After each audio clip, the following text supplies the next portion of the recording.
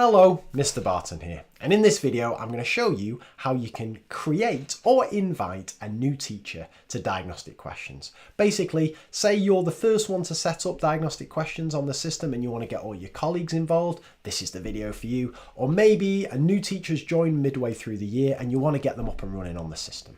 Now, there are two ways of doing this, and they're exactly the same as the two ways of creating or inviting students. And basically, it's down to your personal preference. So I'll show you them both and you can choose which one you want to do.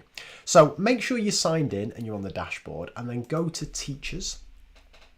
And then when you're on Teachers, I should say at this stage, you can only do this if you are an administrator. And I'm going to show you in another video how to change administrative privileges and all that kind of stuff. But I'm signed in as Dumbledore, so I am an administrator, so I can do this.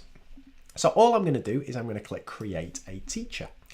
And in fact, exactly the same to as the student one. I just come up with a username for them, or maybe I do this in liaison with them. First name, last name, email address so they can receive notifications. And then I choose what class I want them to be assigned to. So I can do it all directly from this page. What department they're in and so on. Create email and password, and it is done and dusted. They'll receive an email notification to let them know they've signed up to Diagnostic Questions, and that's job done. So that's one way of doing it. What could be simpler than that, I hear you say? Well, if I go back to dashboard, I'll show you the other way of doing it.